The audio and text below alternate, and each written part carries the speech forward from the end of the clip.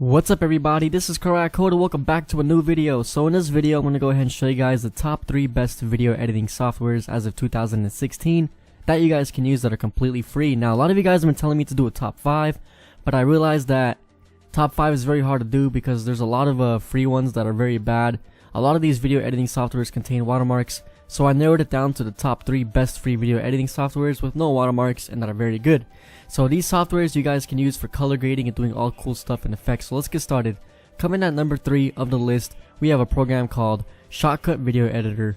Now Shotcut Video Editor comes both in Microsoft Windows and Mac, and it's a very good beginner video editing software.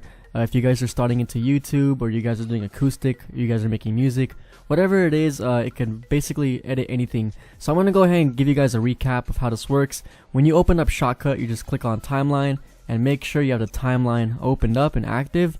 Next, you're going to want to click here where it says a display menu of additional options. Click add video track, and you're also going to want to add an audio track. Now once you guys got that done, to import your media files, on the top left corner of the screen, all you guys got to do is click the open file, find your media. For instance, I'm going to pick this movie file and go ahead and just drag it into the timeline.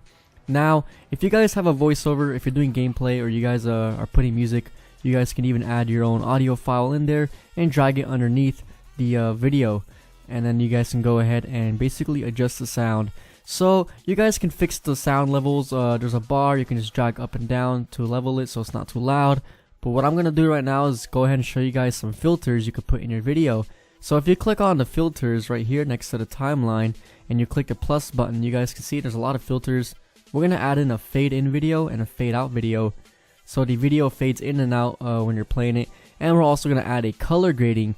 Now with color grading, what this is, you can mess around with the colors. So if you're doing DSLR shots like I did, you guys are recording real life things, or you have any movies in mind, you can just go ahead and adjust the color, the saturation, and basically make it look really nice, as you guys can see right here. And that's that. And it makes it look pretty cool, and you guys can do other visual effects. I'm not going to get into every tiny details because I don't want to make this video too long, but you guys get the idea. You guys can look at tutorials all over YouTube if you want to know how to use Shotcut Video Editor. Now to export and render your file, all you guys got to do is click the export button next to the filters right here. And you're going to want to make sure you select the H.264 high profile option, and on format, make sure it's an MP4.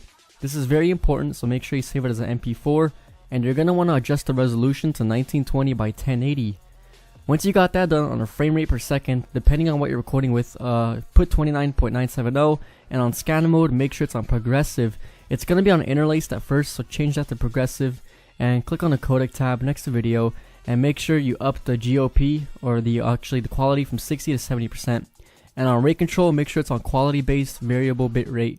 What this does, it basically gives the best bitrate for your video and makes it look nice. When you're done, just click on export file, go ahead and click desktop, put in the file.